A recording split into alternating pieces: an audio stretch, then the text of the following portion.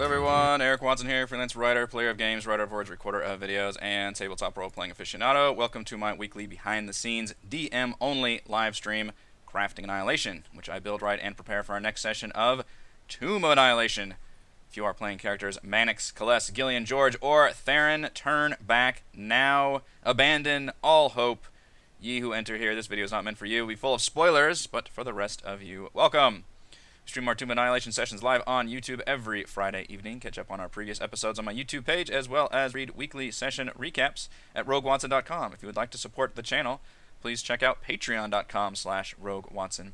Shoutouts to Platinum patrons Andrew, Brian, Richard, and Joe, and Gold patrons RPG Papercrafts, Charming Grenade, Pretty Boy, and Yuma, Marcos, David, Vicente, Gilberto, Sean, aka Cert2B, Adam, Dead Lizard Lounge, and Aukshi. Thank you all for your support. For our campaign, we use Roll20.net. For streaming, I use Open Broadcaster software with Streamlabs. And for video sharing, use Discord.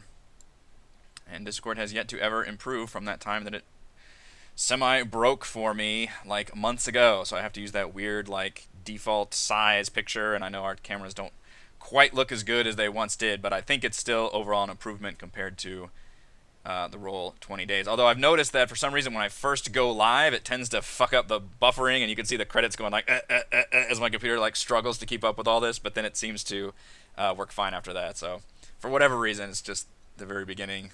Just needs a couple special kicks to get it going. Let's talk about D&D, which I have not thought about much all week, unfortunately. The good news is, though, we are in the middle of a dungeon, so I don't have to prep physical stuff too much for the freaking first time ever. This damn campaign. I love this campaign a lot, but it does make me wistful about Prince of the Apocalypse, where I could do a full dungeon map and then have them be in that map for like 4 or 5 sessions. And I realize that's how the latter half of this campaign will go, or latter third or latter fifth. I have no idea how long that will actually be. So, but I did change Oralunga into a dungeon. If you've missed the last couple episodes of Crafting Annihilation, hello Arno and Michael, good to have you aboard. I've completely changed it from the book, which is to say I turned it into a straight-up dungeon crawl based on the Viper's Pit Dungeon by JVC Perry on the DM's Guild, and using maps from the Roll20 Marketplace.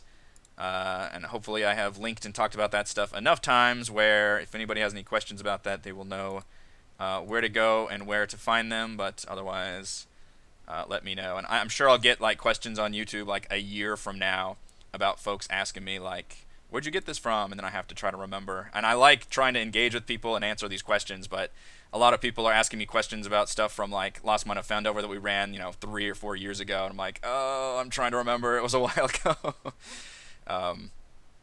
But yeah, I turned it into a straight dungeon crawl, so we're going to go over a recap, which part of what I do for Crafting Annihilation, which I've enjoyed doing, is kind of doing it as partly a post-mortem for the last session, as well as prepping for the next session. And this allows me to kind of talk through what worked and what didn't, and any surprises I had, any adjustments I have to make.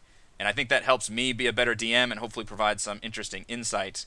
So I'm using it kind of as a partial recap, even though I already do a written recap every week, but this really allows me to get in the weeds of things and really talk from a DM's perspective and get into obviously spoiler stuff that I couldn't do just on the page, because I know my players read those. So, and then obviously we'll look at the next session as well. If a player dies and plays another character, is he or she allowed to see the old crafting episodes where the new character name is not mentioned? I don't, Chris mentioned this early on because obviously he DM'd Storm King's Thunder, so he's got a DM perspective on things a lot of times. And one of his things that he was disappointed in about this whole campaign is the fact that he would not be able to actually, watch Crafting Annihilation because he would be interested in seeing my behind-the-scenes stuff for spoiler reasons. And unfortunately not, because I don't. From the very beginning, I think we talked about my plans for the future, and we were looking at the player map and all that. So pretty much everything would be spoilery. After we finish the campaign, if they want to go back and watch the videos, that's fine. But you're looking at an hour a week and I think we're on week number 30 or something now. So that's gonna be a lot of content to go through. But hey, they want to do it. More power to them. The stinking cloud trap. Yeah, we're gonna talk about that. Hi, Juicy. I enjoyed reviewing your books and libraries thing. That was a very, very good product. So the first thing I want to talk about is the fact that, holy shit, gargoyles were pretty powerful. Like, I didn't I didn't. Cal Mix, how dare you be late to this? That's fine. I try to go for a couple of minutes at the beginning and let the credits roll and all that to let people uh, get in here, which ends up happening obviously with our live show. Although I've talked about this before, a lot of my players show up like literally a minute before we go live, so that's why we're usually like 10 or 15 minutes behind. But yeah, I try to give it a few minutes. Gargoyles. This fight was horrendously difficult for my players, and I did not expect it to be at all. Like, gargoyles are CR2 creatures. They have very unimpressive stats, although no real glaring weaknesses.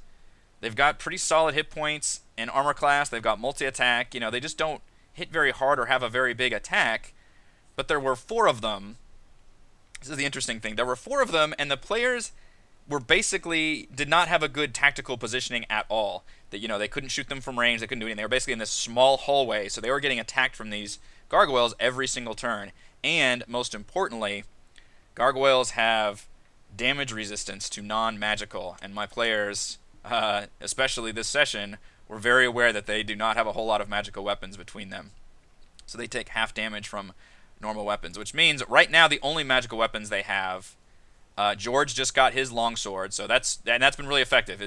The main fighter who attacks every turn has got a magical weapon. Kales has a dagger magical weapon.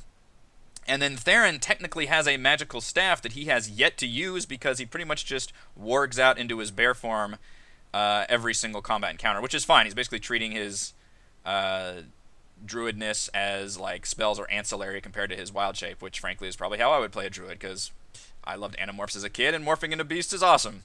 But I don't think that, and as somebody pointed out in chat, I believe he doesn't gain that magical beast shape until later in levels. So my players were feeling the sting of not being able to do a whole lot of damage. This fight, and it's a shame because I think from a D&D perspective, fights that just go on a while aren't particularly fun or engaging, and there really wasn't anything that was particularly fun or engaging about this setup. You know, it was the classic, and I kind of already pulled the statue coming to life thing, I realized. But I wanted just something else in there, and I felt like it was still pretty thematic to have them walk through and have all these, you know, traps trigger. Maybe I should have done something where like the gargoyles spew, you know, a poison spray or something rather than being a straight up fight. I think that could have been maybe more interesting. Not to say I was disappointed in the outcome. I like the fact that the players took a lot of damage, and it was kind of harrowing in a sort of boring way. Like, you know, people were taking a lot of damage and realizing like, oh man, you know, it was kind of surprising nobody actually went down here. Gillian had to expend a lot of spells to heal people. Like every turn she was using Healing Word to heal somebody, and feeling bummed about it. I didn't down anybody, and I don't know, it kind of went on a while. I didn't expect it to be this difficult for the players, honestly.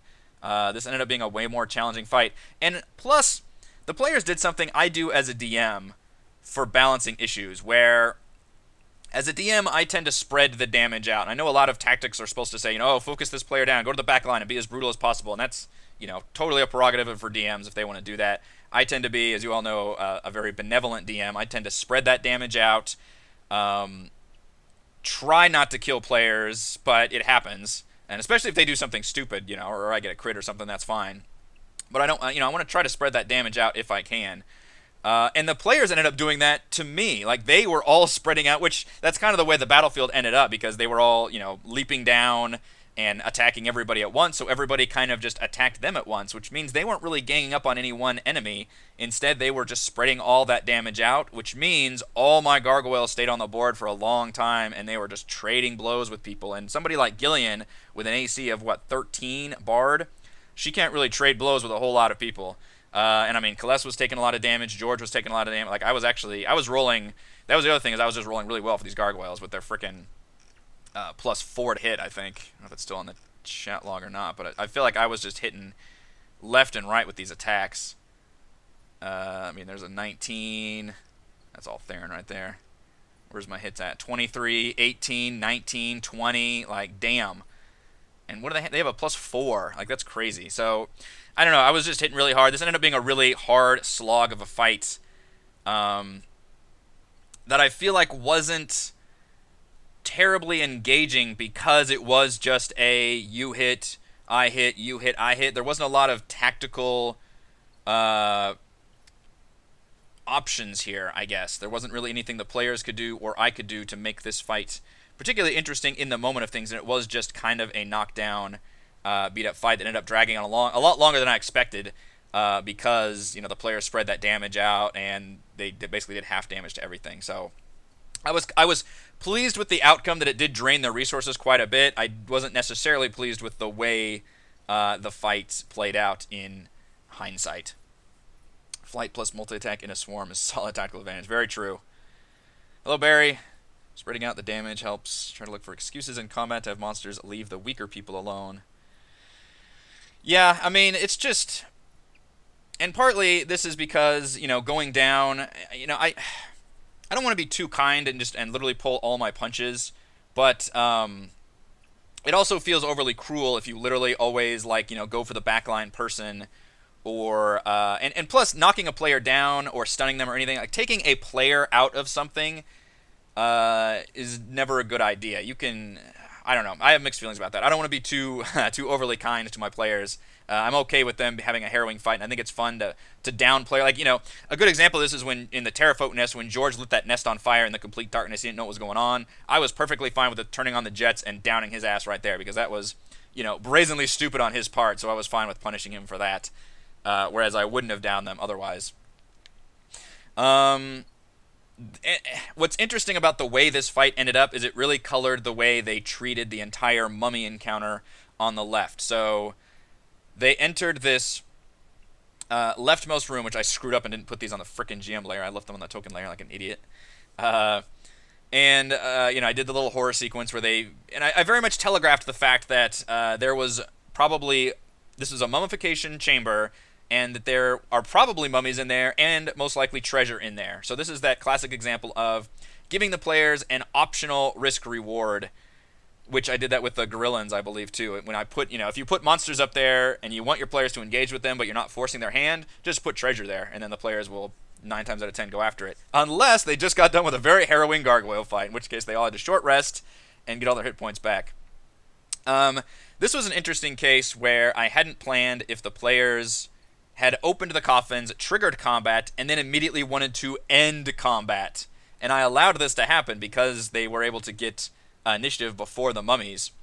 I think the Stinking Cloud thing worked well. I was very impressed with the way Gillian used her Gust of Wind ability, which I guess that's a Triton ability. I completely missed that.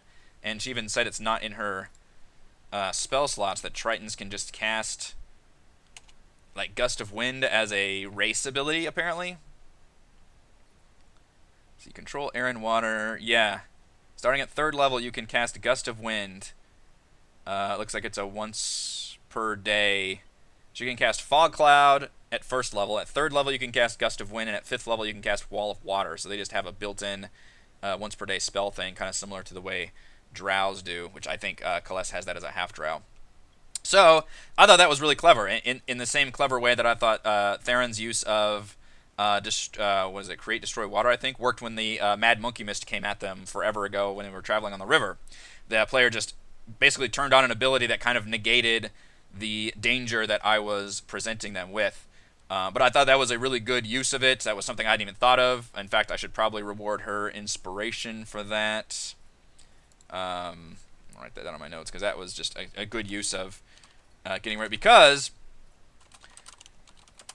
what that did is it allowed neither Mannix or Kaless to have to make a save against the Stinking Cloud. Essentially negated my trap, because I figured they could just kind of hold their breath and then run in there, and as long as they didn't start their turn in the Sinking Cloud, they were fine. And because they rolled a higher initiative, Mannix was able to immediately, and I still made him roll that strength check to do it, to shut the coffin back up whenever I telegraphed the fact that there's this mummy coming out and there's a Stinking Cloud coming out and all that. So I was actually fine with them shutting that down, especially given the hard fight they had. And the players themselves were very much split on this.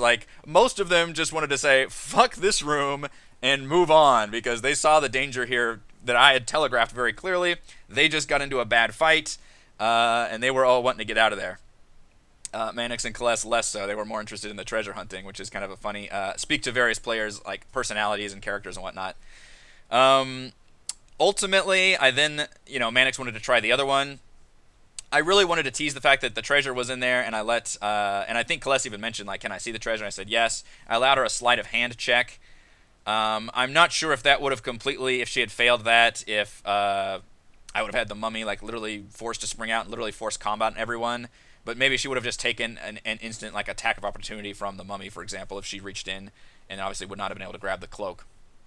That item is a cloak of protection, just an AC +1. But I did want to put some good treasures in there the players could get, and I mean they could always come back down after they deal with the top group and fight these mummies if they wanted to, I suppose. But now they know what's involved there. But the rest of the party was not interested in actually engaging with this very, very clearly hostile, dangerous room. So that was perfectly fine. Also, my players kind of didn't really deal with Selita much, which part of this is because half my group was semi not present here. I know Raymond was here, but he was actually out for, I think, the first half of the session. There was stuff going on in his house. And then Chris is out of town right now, and he does call in. He travels, he's on vacation, and it's, you know, he's in a hotel and travels in, but he can't operate Roll20 with the way he does it. So he's kind of here, but I have to do all his rolls. So, and I think he wasn't there for a lot of the Selita stuff, so I forgot even how they left it with Selita, but I think they were just like, well, do you want to come with us? And she's like, nope. And they're like, okay. And they just kind of moved on. So that worked in my favor quite a bit. They really didn't ask any questions of Selita. I might have her join them, and then, assuming they go to Heart of Oobtown next, they can then teleport back to Port 9 Zaru and drop her off, probably. And then she will probably meet them in Omu, because that would be my plan. And that would be kind of a cool, like, oh, it's you, and I'm evil, haha, kind of a moment. Alright, second floor. Mummy could have pulled her in while they was trying to close the sarcophagus. Yeah, that felt, again, I didn't want to press that fight too much. Like, it just seemed like most of the players were not really, it's not like everybody was like peering over, like, okay, we're ready in case something happens. You know, it was more like, alright, the rest of the party really wants to move on. So it would have been more of me reading the room and being like, okay, well, you're going to take this much damage and just not get the cloak, and then that'll be the end. And he still closes the sarcophagus, kind of a thing, rather than really force the combat right there. Just because it really seemed like most of the players, like half the players, were not interested in doing that. So it would have been just kind of a punishment trap thing rather than an actual, like, we're going to force combat completely. This second area, which this is kind of a bummer of Roll20, I thought I was clever in doing the dynamic lighting here with having the light spill in, but apparently that actually showed this entire room to the players. And again, my dynamic lighting is screwed up, so when I do this is what I thought they would see. Oh, did they just fix it? There we go, that works better. Nope, Gillian still doesn't work. And then that's what hers sees, which she's complained about this, because I think she's not used to having, this is how her dark vision is supposed to look like, and I think I changed that for her campaign, so she doesn't like that. Because I believe dark vision, you're supposed to only get dim light out to 60 feet. For some reason, they could see all of this, which was not my intention, so they could already see the wyvern here. And I freaked out because they said, oh, we can see monsters on the map. And I'm like, uh-oh, can you see this whole room? Like, no, we can just see this. Like, oh, well, that's still kind of bad. This hallway was just meant as a simple, very environmental trap that the parties had to deal with. I loved the fact that Theron leapt in bear form to catch Mannix as he fell, which was amazing. And I believe I awarded inspiration for him at the time. Check Gillian's token. Does she have dark vision? I don't know if Tritons have dark... Oops, that's Celeste. Let's see. Do Tritons have dark vision? Where is vision even mentioned? That is a good question. I would say no. It makes sense for Tritons to have dark vision, given that seeing underwater would seem like a thing. Where do they actually put dark vision at? I actually don't know where it's listed on the character sheet to have it. Retrieve advanced dynamic lighting unselected. I think I do. Well, let's check.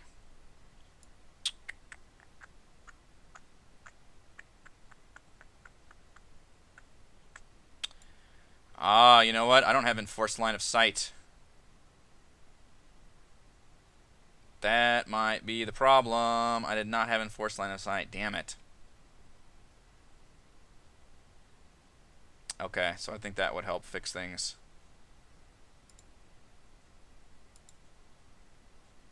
So that probably would have fixed it. Kind of too late now, but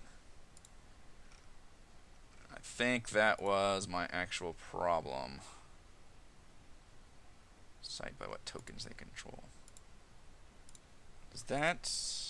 There we go. Okay. God damn it. Thank you, guys. How long have I been using Roll20 now? Like 5 years? Jesus. You can tell I haven't had to make a map in a while. I've been resting on the laurels of using the Tomb of Annihilation default map for far too long. But, yeah, I need to have enforced line of sight on there. Damn it. Okay. There we go. Oh my gosh, that's much better. Oh, like, crap, my players are going to thank you all so much for this. They're going to thank me, and I'm going to thank you. God, stupid. Alright. I'm an idiot. I always depend on the kindness of fans. So, man, we've got a lot to recap, don't we?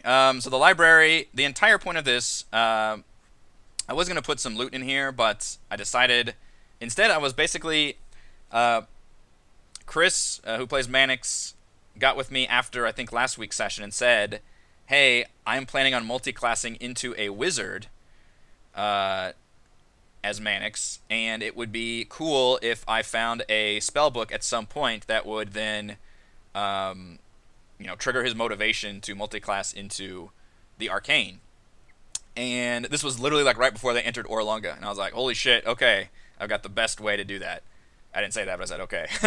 And the best way to do that was just obviously to have this library and then have him find a spell book. And I kind of, I forgot the words I used, but I basically telegraphed the fact that Mannix should get over here and search the library and try to find something to that nature. So he did. He's got that spell book, and that was the whole reasoning behind that. Everybody else was kind of like, what are you doing? But that's the plan. And I think after they get done with this whole thing, I will give them level 5 because they've been level 4 for a good while now. They did Mabala, Dungrunglung, the Wreck of the Star Goddess, and now Orlunga all at level 4. And that's a lot to do. So I believe they will reach level 5 at the end of this, and then it looks like Mannix will multi-class into a wizard. Probably like the Knowledge Wizard, in keeping with his just complete skill monkey skill set, which should be fun for him. You did it. You did it, everyone. Good job. Yeah, advanced dynamic lighting, it seems like a really cool idea, but the few times we've used it, it's lagged everything really, really bad. And in fact, I've noticed that when Roll20 sells its packages, at least the review copies I've had of all the Roll20 modules, they have advanced dynamic lighting turned off by default. So I wonder if they even know that, like, it's a little laggy right now and maybe don't use it. They opted to not jack with the Wyvern in the same way they opted not to jack with the mummies. You know, let sleeping Wyverns lie. George did get an important book. Yeah, he's Raymond is always there to goof shit up. Looking at the centerfold magazines. They, because they could see this automatically, they didn't even really need to go down here. They decided to just kind of screw this entire bottom place, especially with the pit. And now they're left with either the Wyvern or the giant boss room. So, and I telegraphed, I think I told them that there was treasure around here, and obviously they can see this part. So it'll be interesting to see if they do decide to jack with the Wyvern. And I think I would allow them a long rest after they deal with all this and rescue the Oracle. I think I would allow them to long rest here, and then it'll be interesting to see if they then decide, okay, let's go, like, clear out the rest of this dungeon now that we've long rested. And in fact, they could probably even long rest again. Maybe I would cut that off, though. Maybe it'd be like, once you leave this chamber, like, you can't return or something weird, like to give them a little bit of a balancing issue, so you can't just clear it out and then go back and long rest. But, or maybe I just let them do that. I don't know. I haven't quite decided on that yet. But then to prepare for next session is all this final room, which I believe will take up the remainder of our next session. Like, this is the big boss room. I think this is going to have a cool cutscene at the beginning.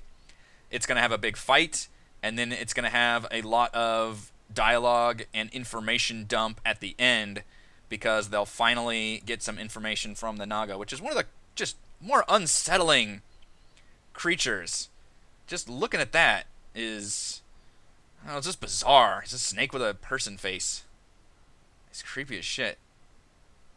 I don't like it. I don't like it at all. My wife is really not going to like me for this room either. She has huge snake phobia. But you know, it's the jungle, and you're dealing with a whole race of snake folk, so it's gonna happen. It's gonna happen. The plan here is that the players, and this will start off right at the beginning of the session because I believe they literally opened the door, similar to what happened last week, where they were literally opening the door and I ended the session. They will see this area, which let's see what they see right now. If this door opens, you can see the real time. What do they see? So this is what they can see. Theron can't even actually see the oracle from here. Kales certainly can. Mannix can't quite because of the wall. Although I don't think Mannix might not be on roll 20 again anyway.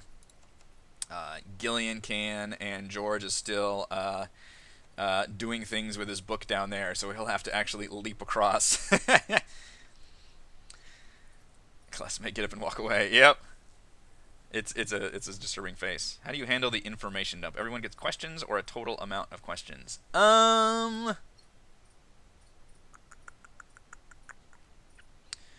way I write it is I write it like a video game dialogue tree, where I write like topics. You know, I don't write like the whole exchange because you can't predict what exactly players are going to say.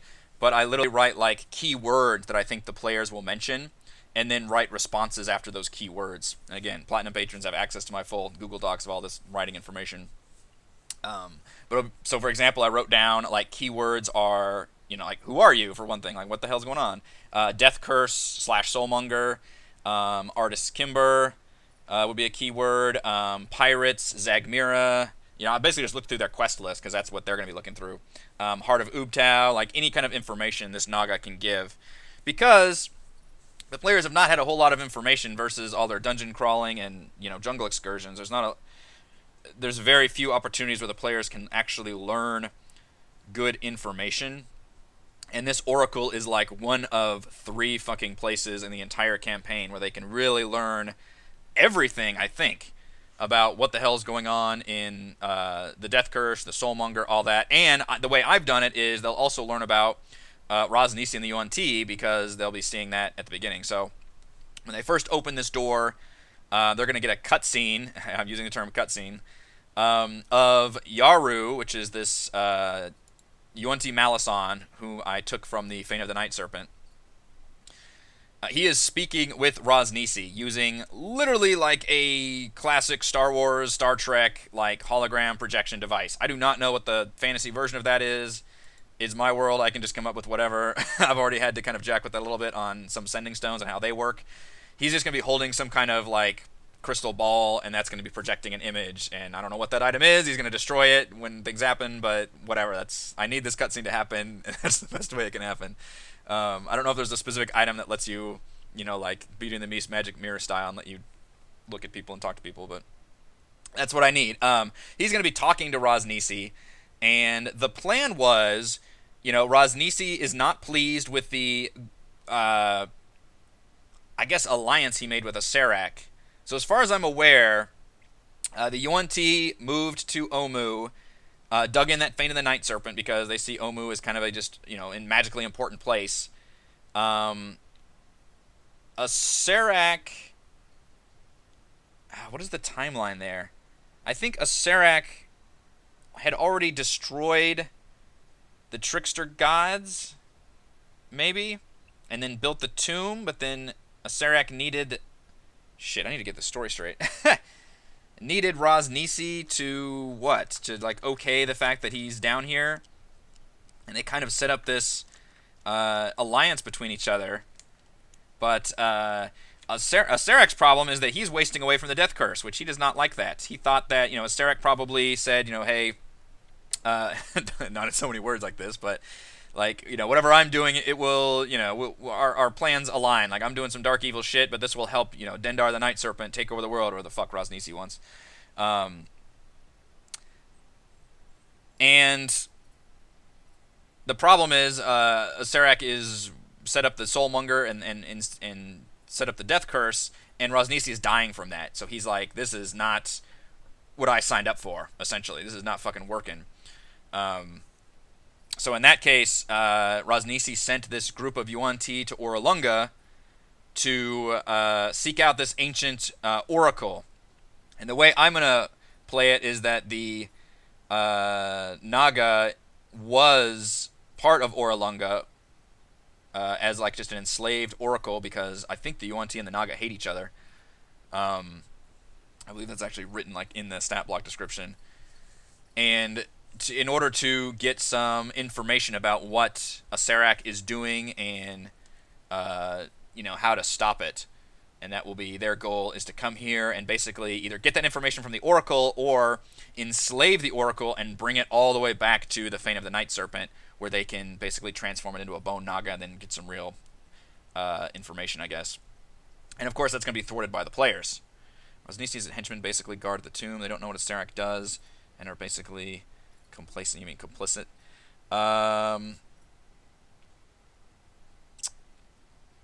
Yeah, that's... So they don't know what he does. But still, there had to have been some kind of alliance set up there.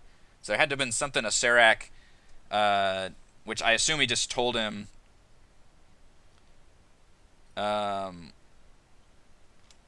hey, this is going to be all good for us. Let's see, I'm reading like Rosnisi shit. This is, I've obviously read through the book before, but I've been so laser focused on just the jungle crawling stuff and all that I haven't really looked ahead. And because I'm doing this dungeon that teases a lot of the later Yuan-Ti stuff, I'm having to jump quite a bit ahead to try and figure out what actually happened and get my story straight. Rosnisi leaves the Yuan-Ti of Omu on a divine mission to usher forth Dendar the Night Serpent. His version of the apocalypse is not imminent, since Rosnisi is distracted with the fears of his own mortality. He has fallen victim of the death curse, growing weaker by the day. Neither he nor his Yuan-Ti priests have been able to ascertain the cause or find a remedy. As Rosnisi's power wanes, his rivals are preparing to dispose of him and continue their holy mission. Acererak promised to help the Yuan-Ti if they would guard the Tomb of the Nine Gods. Rosnisi doesn't know that Acererak is playing him for a fool. If the character is convinced Rosnisi that Acererak is a common enemy, he's of a mind not to stand in their way, provided they vow to destroy the Soulmonger. Above all else, Rosnisi values his own life. I think my dream would be that the players are get into Omu, do a bunch of shit in Omu, get captured by the Yuan-Ti, brought to Yuan-Ti. They go through the whole, they're slaves for a while and have to figure out how to escape or do anything, but eventually they are brought before Rosnisi and have an audience with him. And we get into a really interesting role-playing sequence where essentially they convince Rosnisi that, they're here to stop Acererak and the Soulmonger, and their goals align at that point, because Acererak obviously doesn't want to die from the death curse. So I think that would be really interesting, is if the Yuan-Ti basically throughout most of this campaign are the players as enemies. But then when they are brought before, Rosnisi and all that, they can actually have a chance to sort of softly ally with the Yuan-Ti for that, and then be given kind of a clear path to the Tomb of the Nine Gods. So I think that would be really cool. And I need to tease the fact that Rosnisi and Acererak maybe aren't quite seeing eye to eye here. Players can learn Acererak is responsible for and give the info to Rosnisi, more likely to side with the players. Yeah, exactly. There's a lot going on. Yeah, there's a lot going on. There's a lot going on. And the book isn't necessarily great about like putting all that information in one place either. It's kind of spread around. But they will get the cutscene there. Assuming they kill all these Yuan-Ti, which I also need to go over some good tactics with you all, because something I tend to skim over is actual battlefield tactics. I tend to focus more on the storytelling parts, and by the time I'm live in the session and is trying to run the battlefield, I'm like looking at my character sheets for the first time, trying to figure out what I need to do. So let's try and figure that out now, so I know how this happens. So obviously initiative, I'm gonna have it where the brood guards here have so what happened is the Oracle would not want to fight them at first. They would have a discussion. This happened, we'll say, I don't know, probably earlier this day maybe, but there'll be like dead bodies around essentially, because the Yuan-Ti have had to fight this Oracle in order to subdue it, and they did. They took heavy losses. This is basically the last bits of Yaru's forces were here, and then that group in the first floor, compared to the big army he kind of marched with, which he lost a lot in the jungle and then lost some with the Wyvern and all that. And they've got it chained up, as well as a like metal plate covering its mouth, because I saw it is a big spellcaster that only needs verbal components. So if you want to shut down a spellcaster, you got to shut its mouth up. And plus, it's, you know, obviously it bites people, and I believe has a poison spit attack, which, God, that's creepy. The UNT would also be completely immune to its most powerful attack, so that also was a way that they were able to subdue this creature. They did take a lot of heavy losses, but there were a lot of them, and they were able to essentially just grapple it and cover its mouth, and that allowed them to overpower the Naga. So what's interesting here is if the players play their cards right, they could try and free the Naga while this battle's still going on. So I also have to be prepared for that and find out, like, how many spell slots does it have left? Would it, you know, aid the players? I think it would.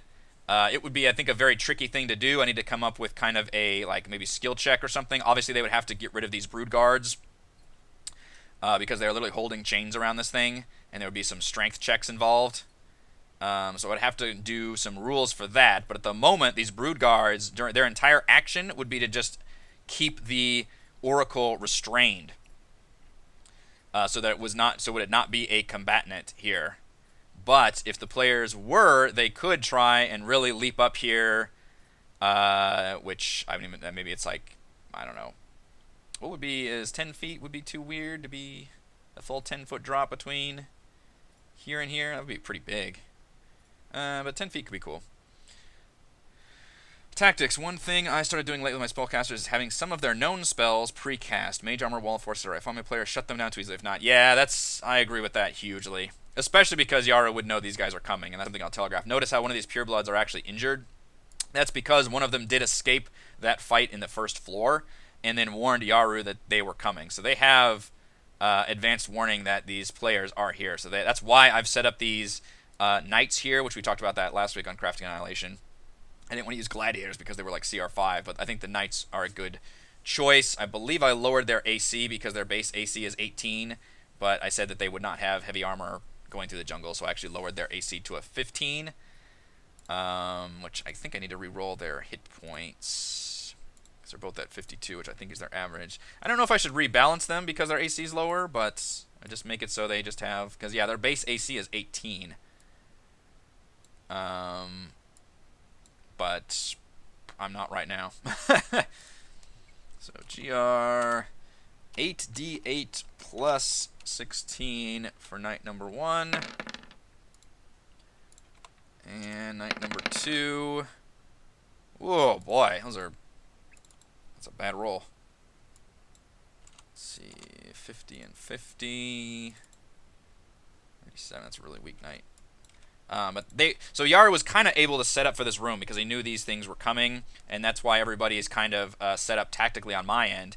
He still couldn't spare that many soldiers. He needs these brood guards here to hold the Naga in place, and he was talking to Rosnisi. And then the players open this door. No, the pits are not concealed. They're kind of like ceremonial open pits. So it's an interesting just environmental, it's less of a trap and more of an environmental hazard the players have to decide how they want to deal with. Obviously on my end, I'll be trying to use them as much as I can, including having these knights maybe, because they have multi-attack, which I believe they can use one of their attacks to just grapple somebody and then attempt to throw them in the snake pit. And my wife will fucking divorce me if I do that to her, but hopefully she will make that save.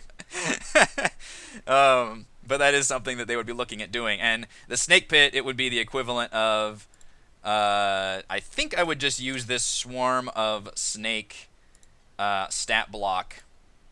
Swarm of snakes stat block in order to attack them. So this swarm, I guess I have to roll initiative for them, but I'd probably keep them on the GM layer and not...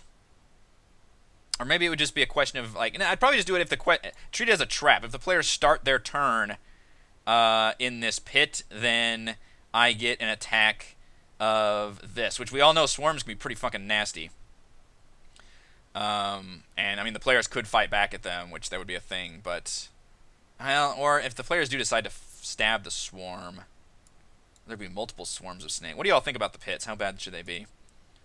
This one would just be a giant snake I put in there because I couldn't quite... I think the swarm of snakes would make a good pit. And obviously the players can do the same thing. They can grab they can grab one of these, any of these people and throw them in there. Obviously, the Yuan-Ti themselves would be immune to the snakes would not attack them. I would just have that be the case, but that would not be the case for these enslaved knight stat blocks. They would they're basically just slaves of the Yuan-Ti. They're human. So if they got thrown into the pits, they definitely would have a problem getting out. This would be you could probably scale the wall on your turn with like I think it's a 10-foot drop, so you would take some falling damage, and then the swarm of snakes down there. I just can't. Ooh yeah, grapple. Name one of the snakes slash. You could try to lure one person to the pit with a suggestion from a UNT. Can I do that? That I was thinking that would be great, but you specifically can't suggest that they do something that would endanger themselves. If we look at suggestion, actually it's easier if I pull it up on, pull it up on here. You can't like tell somebody to go walk into a lava pit, for example. I'm pretty sure I remember that. Suggestion must be worded in such a manner as to make the course of action sound reasonable. Excuse me. Asking the creature to stab itself, throw itself onto a spear, immolate itself, or do some other obviously harmful act ends the spell. So, unfortunately, I mean, that was my first idea, but I don't think I can legally do that. And, I mean, even if I do something like, go down there and feed the snakes, like, that still seems like it would be a harmful thing. Yeah. So I'm thinking, like, the suggestion would be, you know, you could suggest somebody like leave your weapons here and go read a book at the library or something, you know, like that kind of thing. Or oh god, well no, because that would be dangerous. I could say go like feed the wyvern, but that I think that would be obviously dangerous. You know, it's interesting. You have to come up with these. It's like wishing with a genie. You have to come up with very specific worded rules so that you don't break the rules. Suggestion would be the kind of thing to just shut them down. I think it would be, you know, I like the idea of going to read a book or doing something that basically is the equivalent of stunning somebody, but hopefully with a little more fun role playing involved. I do, if you notice, have a basilisk back here as well. That's something the players are definitely not. Oh, I need to keep reading. Okay, let's look at keep reading then. Let's keep reading suggestion. The target must make a wisdom saving throw. On a failed save, it pursues the course of action described to the best of its ability. The suggested course of action can continue for the entire duration.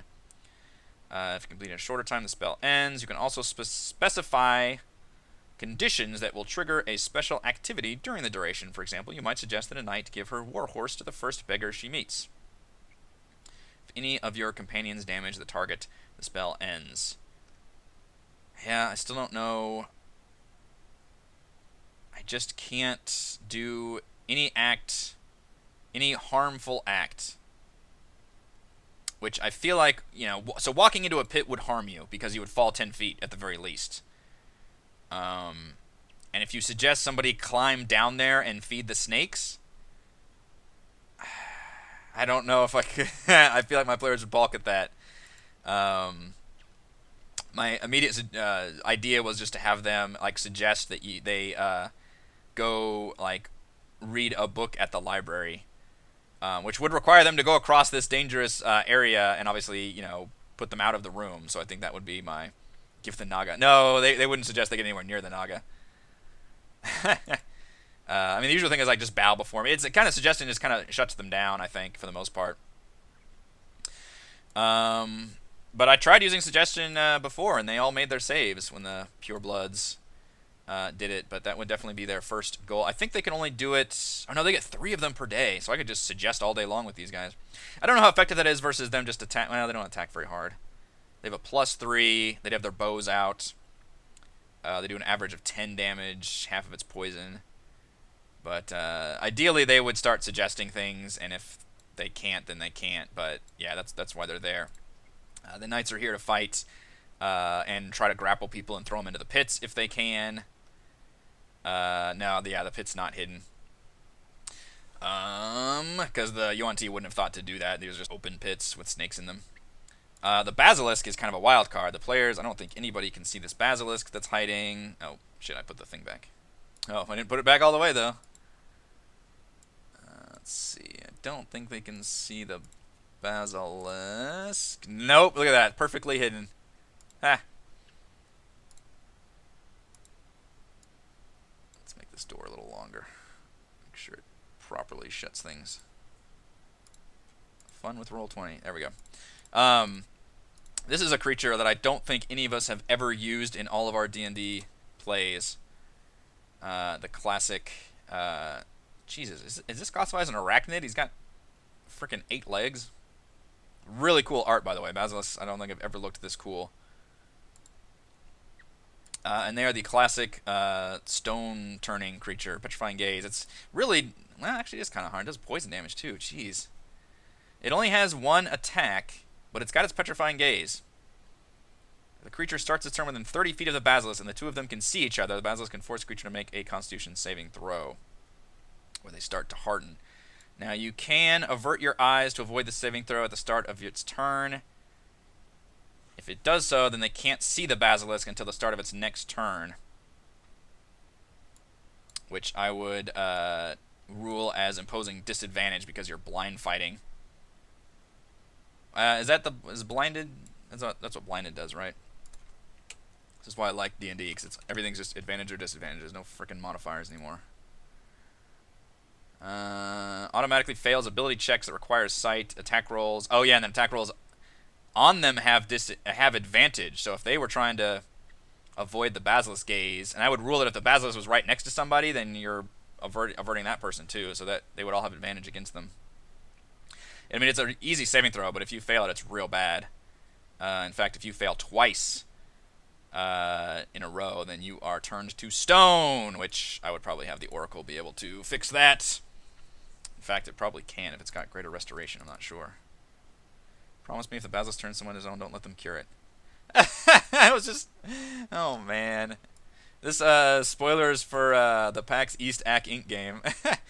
That might be something that happens. Do they have a greater restoration? The Naga does not have greater restoration. What the fuck? It has freedom of movement. I don't think that cures... I don't think that cures it. My plan was to give the players a reward from the Naga, assuming they win this fight and free the Naga. They'll each get a charm. If somebody gets turned to stone, then the Naga will just kind of sense that, and that would be their reward, is being turned back to flesh. So they would not get a reward that way. Their reward is just cured from the petrification, I think. But that could be an interesting creature. Interesting fact, it has the same life as a knight, apparently. 52. 8d6. 8d8 plus 16. Interesting. A Basilisk is the exact same life as a knight. So let's roll for the Basilisk. 53. Slightly above average.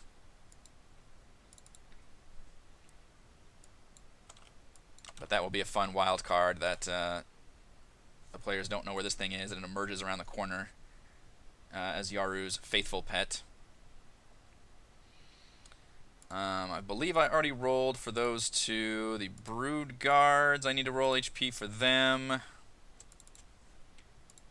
which are very cool looking creatures. GR 78. And see, I like where I can just plan for this one battle. It allows me to properly plan for everything. 52. That one's pretty high, the other one's real low.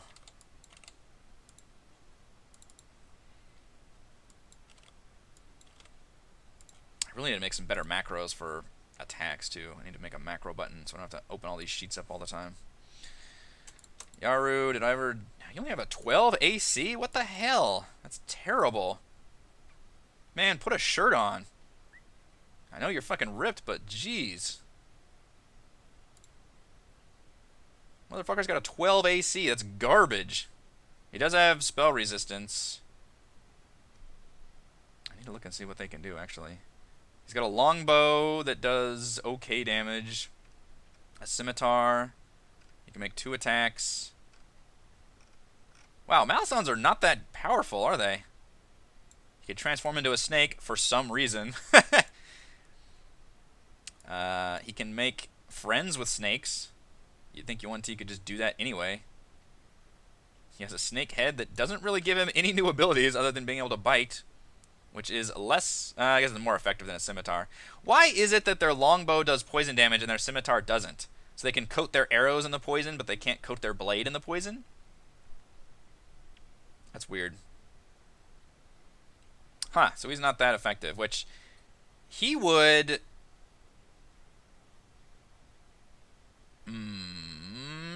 would he surrender? I don't know if he would, because he would... I mean, he values his life, but he is loyal to Rosnisi.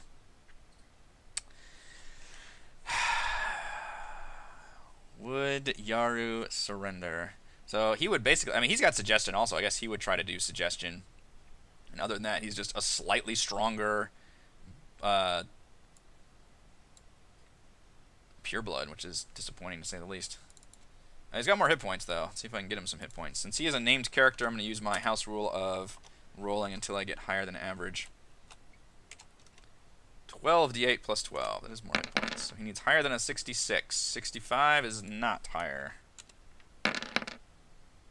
69. Whoops. What is... Okay. 69. Nice. Nice.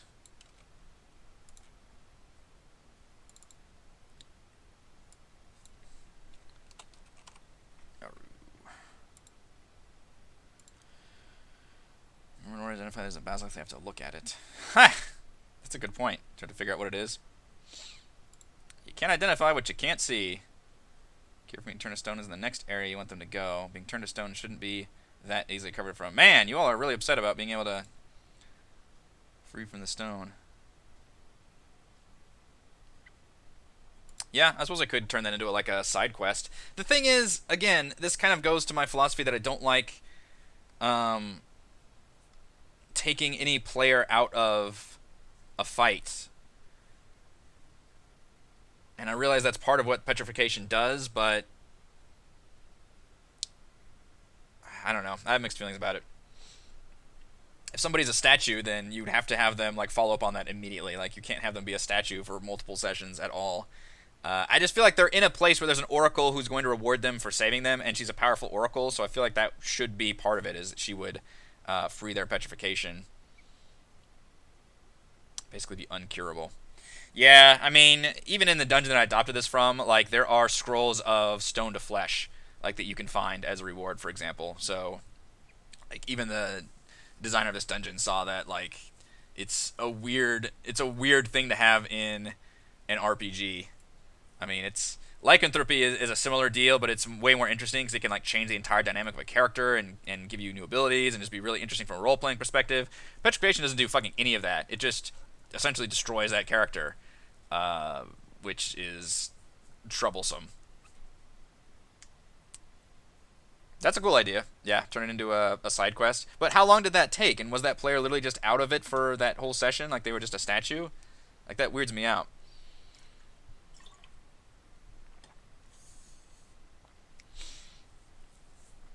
And I mean, they still have to make, the game even knows, like, they have to make fail 2 saving throws in a row, and they have the option of not looking at it. So the game telegraphs it very clearly. That's like, it's not like a one and done.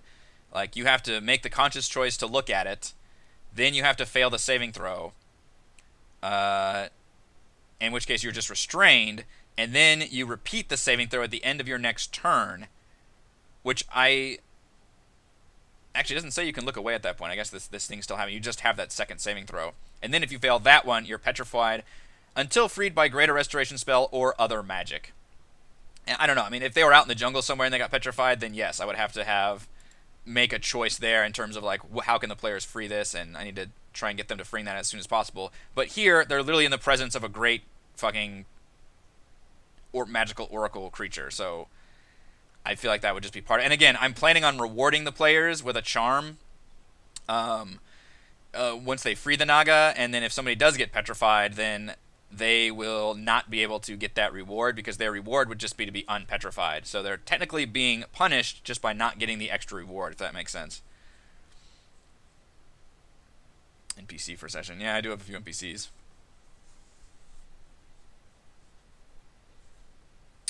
Yeah, lycanthropy could be very interesting. I'm surprised that George hasn't tried to get Azaka to bite him, because I know in our previous one of the campaigns, whoever Raymond's character was tried to get. That might have been in Princes of the Apocalypse. I think we fought some werewolves at one point, and he was like, "Bite me!" And he like wanted to be a lycanthrope. Which those are weird rules too, because I think you can choose to just fight against it and not be a lycanthrope, I guess. But you do. You maybe doesn't have control of it. I'm treating it like Azaka is resisting it, but she doesn't necessarily have control while she is in her were form. So you still have control, but every once in a while you lose control. You become the were beast, which is more, I think, thematic to how that shit works in, like, media. But yeah, and we'll see. They'll probably just make their saves anyway. It's whatever, or avert their eyes. They might just get a creature to come up and not be able to see what it is. And is it the start of their turn or the basilisk's turn? If a creature starts his turn within 30 feet of so it's the creature's turn. So on the creature's turn, if they start within 30 feet and they're looking at each other, or they can see each other, the creature has to make a DC 12 Constitution saving throw. Which, I mean, if it steps around the corner, it's probably gonna nail frickin' everybody here. This has the potential to be devastating. It'll be interesting. It'll be interesting for sure. If the players do start turning to stone, that might change the dynamic of this whole fight. I don't have a contingency plan for that if they actually don't win this fight. I don't think I ever have a contingency plan if the players don't win the fight. They've always impressed the hell out of me. Honestly, it happened to a player who was known for being uncautious, always running in without thought. I felt like it was poetic, so maybe I'm biased. I do see the appeal of, like, punishing a player for doing jackass things, for sure. I would agree with that. I feel bad if somebody does, like... What I really feel bad is when somebody does something cool, and then you have them roll, and they fail it, and you're like, oh, well, that sounded cool, but you didn't get it off. So a lot of times if somebody does something they describe as cool, and I want it to happen, I'll just let it happen without a check or something. But on the opposite case, if somebody does something that's really stupid, or that I think is dumb and just super risky, then I'm okay with punishing that for sure. But this is not a case of that. This is a creature just coming around a corner and nobody knowing what this creature is. A raging wereboar. Yeah, that's cool. But yeah, I think this fight will be hopefully very fun and interesting. There's a lot of shit going on here. As I said, there's a pit of snakes here in the middle, which unfortunately is not a good way to do this with the dynamic lighting, but this should be, I guess they shouldn't see over here because this is a 10-foot, so I guess I could draw a line right here, but that might confuse them. I don't know. If this is really like a 10-foot raised platform, then they technically wouldn't see any of this stuff over here, but there's also nothing really over here. There's another pit. The UNTs will all attempt to use suggestion. I don't know. I don't think there's a good way for me to suggest that they go down into the pits. Because it seems like that would be very dangerous for them. And so I think they would suggest that they either go to the library and read a book or go downstairs, leave the temple, do whatever. Like, it lasts freaking 8 hours, so... which I think the only way to stop suggestion is they either complete the suggested thing or you break their concentration, because I don't believe, or you one of the allies attacks them. So it's an interesting way of taking a character out and forcing everybody else to kind of rescue that character, because otherwise it lasts for 8 hours. So you pretty much have to. You can't, like, in other words, I don't think you can jostle that player out of it. They do that task. Then they don't get a repeated saving throw, as far as I'm aware. So the only way to get out of a suggestion is to break the concentration, or if an enemy attacks that person. Throw the weapon in the pit and hug the Naga are Chad's favorite. Yeah, I don't know if they would. I don't think they'd get near the Naga. Throwing the weapon in the pit is a good one. That's a really good one. Can have Salita save them. They wake up in Rosnisi's prisons. Jesus Christ, that would be a fast forward of intense proportions. Salita being a wild card, that would be interesting. Can't make the party fight each other. I don't think so. There's very, very specific rules about suggestion in 5e. You cannot. In other words, it's not meant to be mind control. It's really not. Like it is. It is like a. It's like a mental trigger, but and you can't allow them to self-harm. It's like the rules of robotics or something. Must be worded in such a manner as to make the course of action sound reasonable. Well, let me think. I think we might have done suggestion like this before. You could say, your allies have betrayed you.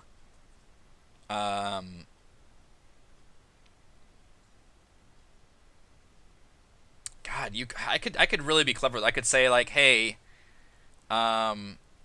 your friend, you can't self-harm, but it doesn't say you couldn't suggest somebody to harm somebody else as long as it sounded reasonable. So you could say, your buddy is, what could I say? Your party member loves snakes so much to throw them in the pit. Is horribly ill, and the only way they can be saved is in a pit of snake. I don't know. There's got to be some way I can get them. Or I think you could suggest them to fight each other. I think there actually could be grounds for that. I have to be very careful about how I word it, though. And given how much I'll be using suggestion, I really need to figure this out because, I mean, the Purebloods and Yaru will basically be trying to use suggestion as much as possible to fuck them up for this fight. Obviously, I want to use the Pit of Snakes as much as I can. And then the only actual, like, physical combatants are the 2 enslaved knights on the side, which, I mean, they might be a non-factor assuming how the players roll up on initiative. They might just roll up on these guys and just beat the shit out of them. The Basilisk will probably last a little bit longer. Feed the snakes with the bear. Yeah, a good one for George would be like, hey, your buddies are grung in disguise. Protect me from attackers. Oh, that's a good one. Suggest that I am the real, like, oracle here. You need to pledge your service to me and protect me from all those who would do me harm, or something like that effect. And then that would be a way that they essentially just turn turncoat. Yeah, I could do that. That's interesting.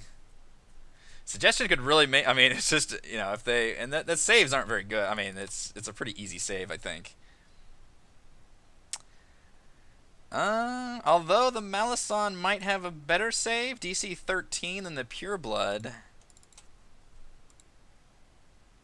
It's slightly better. Purebloods have a spell save of 12. The Malison has a spell save of 13. So none of them are a gimme. They're not super hard. Saving throw. Let's see. Suggestion is wisdom, right? Believe. Let's make a wisdom saving throw. So obviously we know Theron is a champion at wisdom. He's going to be the hardest one to suggest. I believe Manix, and I think I looked at this before. Manix, I think, is pretty good at wisdom. +2, actually, that's exploitable. I mean, at a DC 13, that's what, a 50% chance. Kaless at a +1 wisdom. She's not exactly mentally fortified. Gillian +0 wisdom.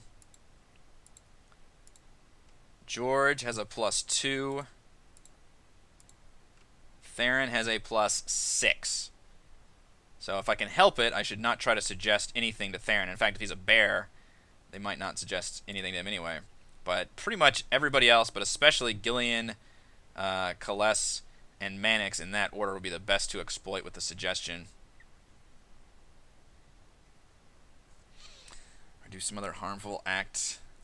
Obviously harm ends the spell. Would then include harming their own allies. Well, but I'm not suggesting they harm their allies.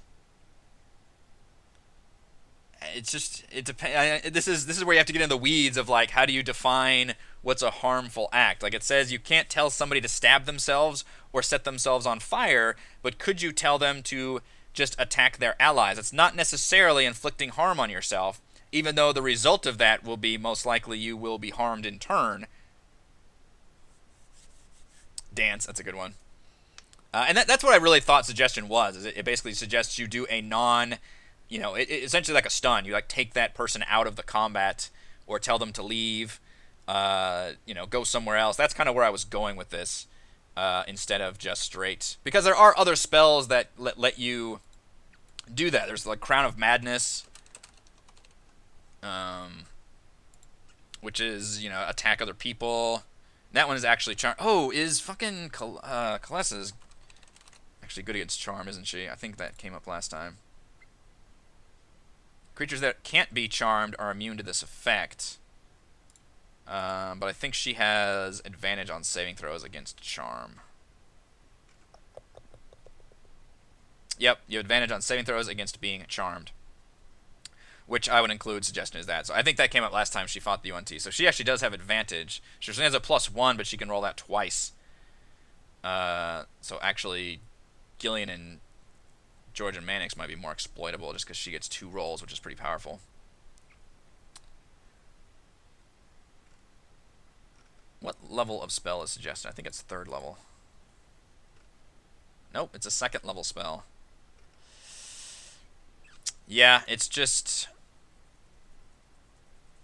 +6 there in the wisest of bears. He is. He's a fucking... I mean, that fool can concentrate like nobody's business. He's a well-built druid, I'll give him that. The last sentence doesn't say to themselves. Suggestion is by intent. It's supposed to be a slightly stronger version of command. It just allows 2 sentences worth of command instead of 1 word. That's basically how I use it. Yeah. Because it's not mind control.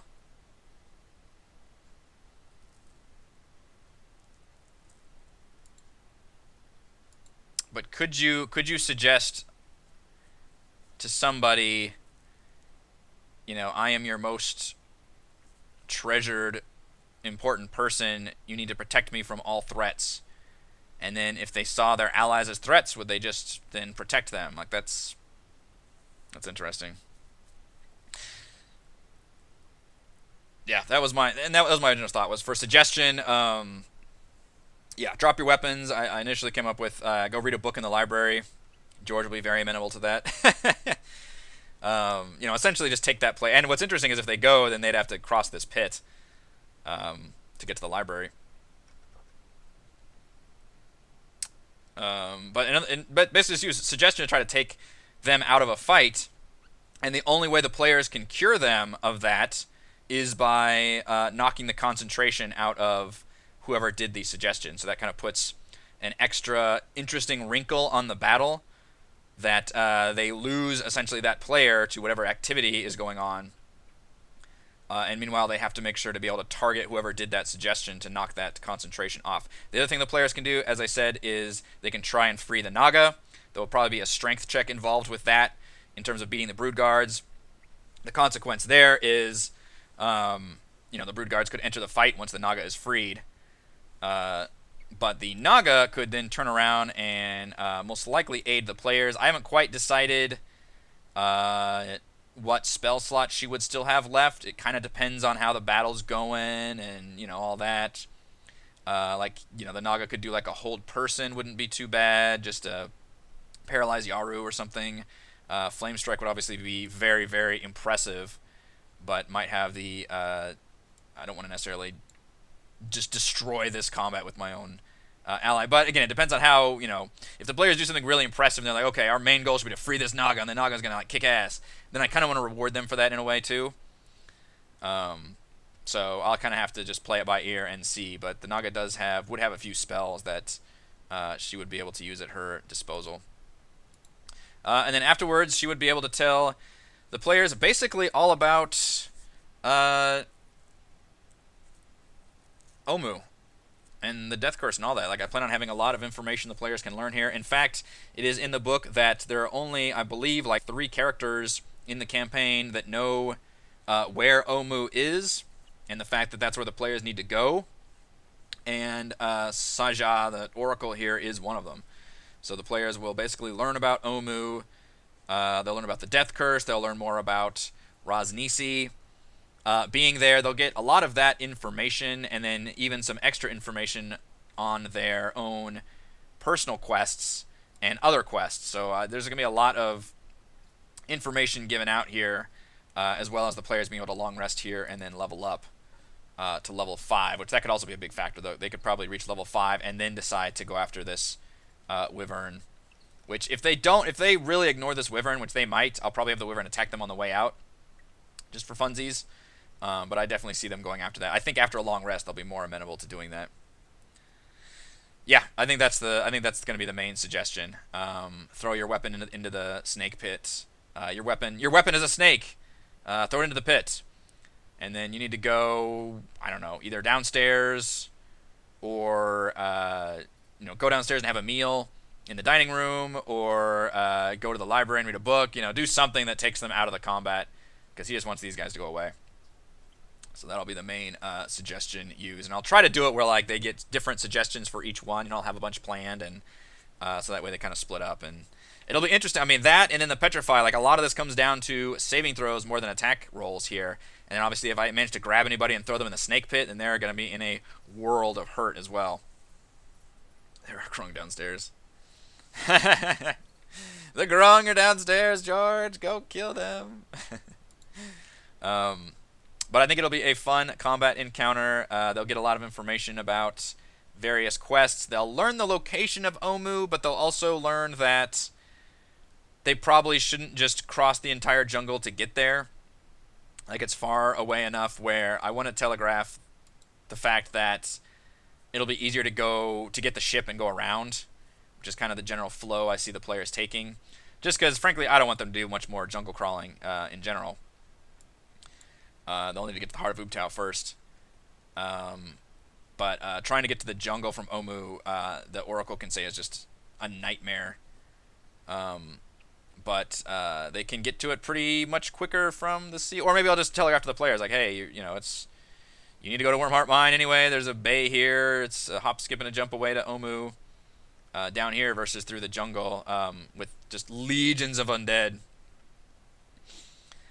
Michael, I have these thoughts a lot about difficulty, and my players have almost universally blown away my expectations. Now, I say that, and they just struggled a lot with a gargoyle fight that I did not expect, so you might be onto something there. I've never had a problem balancing things in that way too much, but we will certainly see. I mean, a lot of this comes down to the saving throws. Obviously, if the players start failing saving throws left and right, in terms of suggestion and petrification, all that, then it's going to go south real fucking quick. And that can definitely happen. In that case, maybe the Oracle breaks free a little bit on her own, and then is able to do enough to break the concentration on some, just do a little bit enough to bring it back in the player's favor. I could see that happening. Yes, exactly what Arno just said. Emergency, the Naga frees herself and helps the PCs. That is exactly going to be my backup ace in the hole.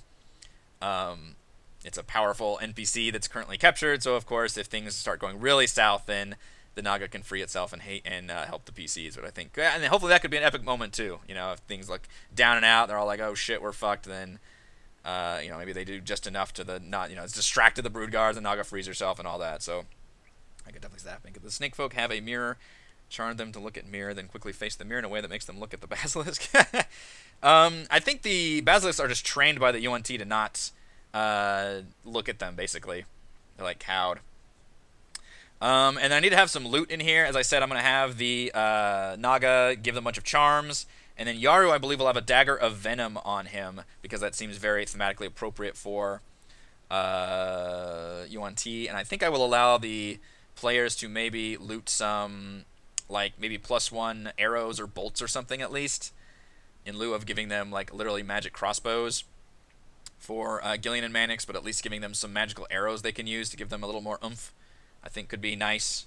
You can just loot some of because they'll be slinging their little poison-tipped arrows left and right, so I think that'll be part of the loot. I think that will do it for this week's Crafting Annihilation. We spent this entire time talking about one room, but it is a big fucking room. I think it'll be a big deal fight with a lot of cool story stuff happening. This is the the finale of Oralunga for building up for 2 sessions now. Put a lot of work into this fight, both writing and obviously just the physical, tokens, the maps and everything. So I am for sure looking forward to this, letting the players level up and get a lot more information. And I think it will be hopefully pretty awesome. Healing potion is probably a good idea.